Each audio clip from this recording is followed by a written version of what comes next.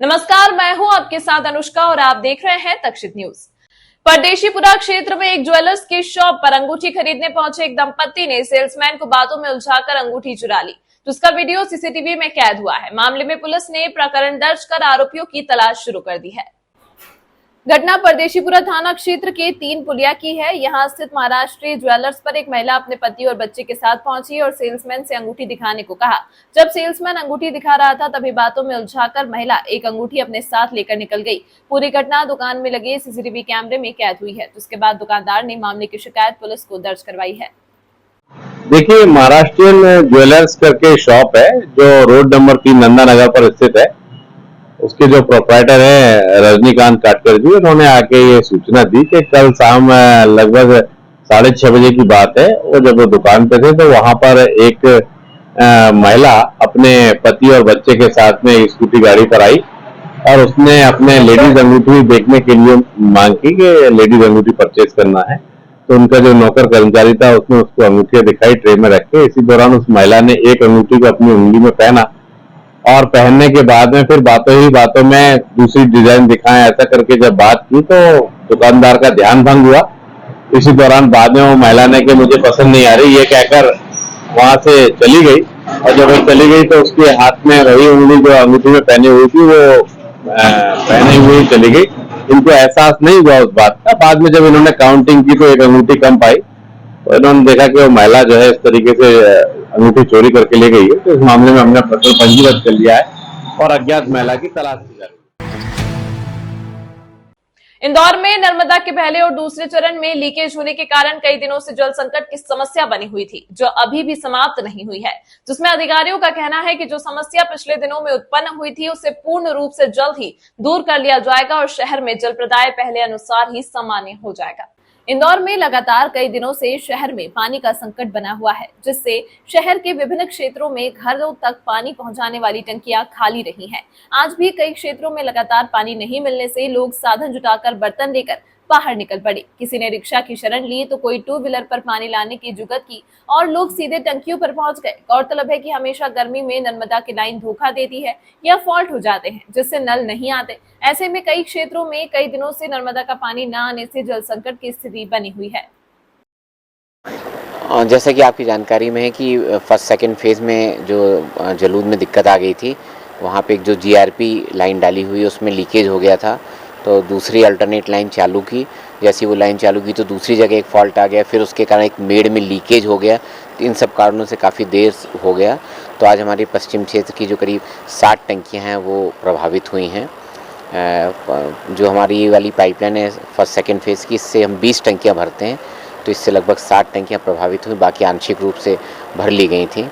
और आज फिर सुचारू रूप से चल रहा था, लेकिन फिर छापरिया गांव जो महू से लगभग 20 किलोमीटर दूर है, वहाँ पे एक और लीकेज आ गया, जिसके लिए हमको फिर से भी 5 घंटे का शटडाउन लेना पड़ा है और उसको हम बहुत तेज़ी से काम को पूरा करने की कोशिश कर रहे हैं और कोशिश कर रहे हैं कि 6-7 बजे तक हम पूरा कर लें, ताकि जल्दी से जल्दी पाइपलाइन चालू करके और कल सवेरे पूरी तरह से तो नहीं, कम से कम सारी टंकियों को आधी से ज़्यादा क्षमता से भरने का हमारा प्रयास रहेगा।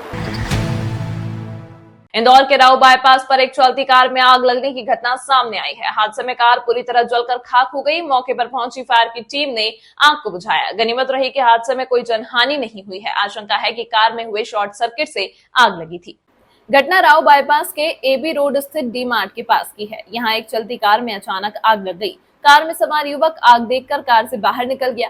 आग में कार पूरी तरह जलकर खाक हो गई। कार में सचिन ठाकुर नाम का युवक सवार था, जो अपने घर जा रहा था। आग की सूचना पर फायर ब्रिगेड की टीम मौके पर पहुंची और आग को बुझाया गया। दुबे जी, एक आग लगने की सूचना मिली थी, क्या जानते हैं? हमको जो है डी मार्ट अपने जो है एबी रोड पे बाईपास के यहाँ पे जो है आग लगने की सूचना मिली कार में, और हम लोग तत्काल पहुँचे घटनास्थल पर और 5000 लीटर से द्वारा जो हमारे गाड़ी द्वारा आग बुझा दी गई। सर, कैसी आग लगी थी, कुछ जानकारी? उसमें बताया कि मालिक जो द्वारा बताया कि जैसे तत्काल हम लोग जो जैसे गाड़ी चल रही थी उसके अंदर धुआं निकला था, तत्काल वो बाहर निकला, कोई जनहानि नहीं हुई है। और गाड़ी का नंबर है MP09 CA 9279। किसकी ये मालिक है सचिन ठाकुर सिंह है, उनके यहाँ इनकी गाड़ी का नाम। कितने लोग बैठे हुए थे इसमें ये परिवार? अकेले ही चला रहे थे मालिक। सर कोई जनहानि वगैरह कोई की? जनहानि वगैरह नहीं, तो सर गाड़ी पूरी तरीके से जल पूरी गई? तरीके से जल गई। सर किधर से गाड़ी आ रही थी, कुछ ऐसा कहाँ जा रहा था? ये अपनी जो है इधर खजराने की तरफ जा रही थी। सर कहाँ की घटना है ये? घटना डी मार्ट के जस्ट सामने।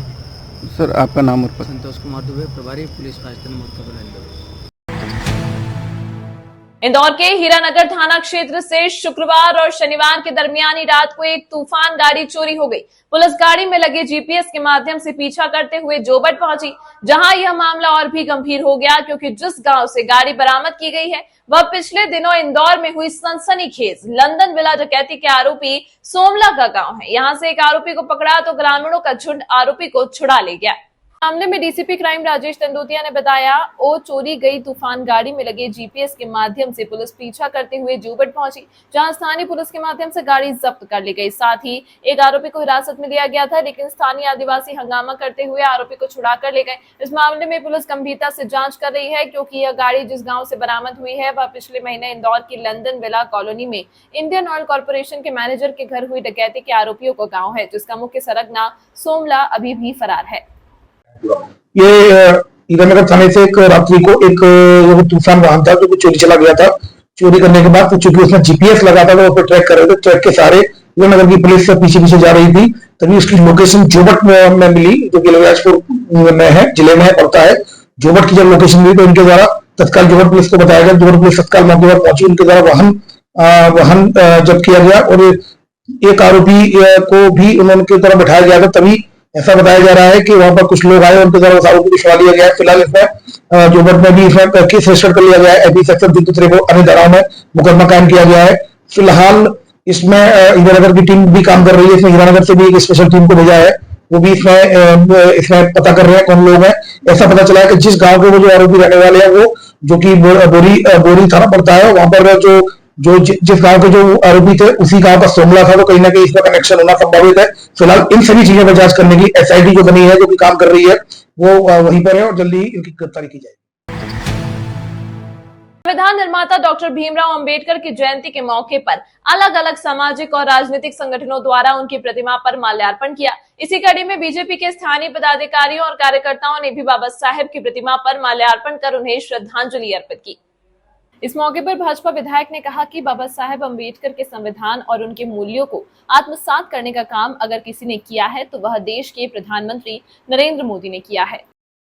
आज बाबा साहब की जयंती के अवसर पर हमारे भारतीय जनता पार्टी के सभी कार्यकर्ता, हमारे पार्षद पंकुड़ी जी, दिनेश वर्मा जी, सब मिलकर यहाँ पर उनको श्रद्धा सुमन अर्पित करने आए हैं और बाबा साहब को याद कर रहे हैं।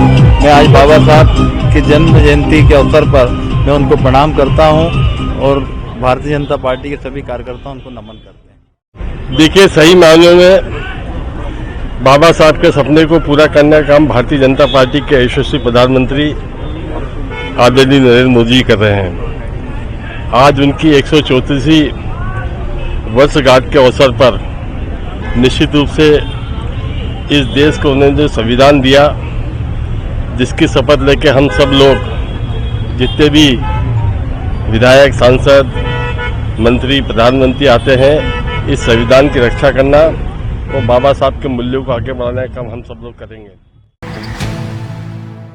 संविधान के निर्माता डॉक्टर भीमराव अंबेडकर की जयंती के मौके पर शहर के गीता भवन चौराहा स्थित उनकी प्रतिमा पर कांग्रेस के पदाधिकारियों ने पहुंचकर माल्यार्पण कर बाबा साहेब को श्रद्धा सुमन अर्पित किए, जिसमें बड़ी संख्या में स्थानीय कांग्रेस कार्यकर्ता शामिल रहे। सभी ने बाबा साहेब की प्रतिमा पर माल्यार्पण किया। इस दौरान शहर कांग्रेस अध्यक्ष ने बाबा अंबेडकर द्वारा लिखे गए संविधान और उनके द्वारा किए गए कार्यों को याद किया।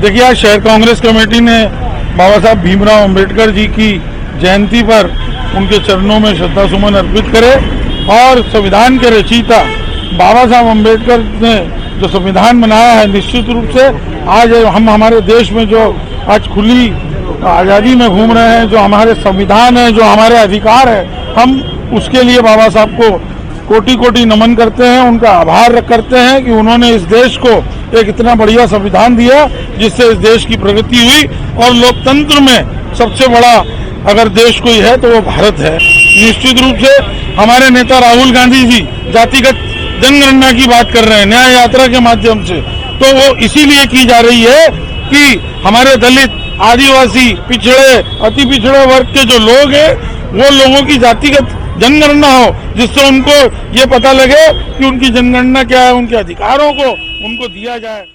तमाम महत्वपूर्ण खबरों के लिए देखते रहिए तक्षशित न्यूज।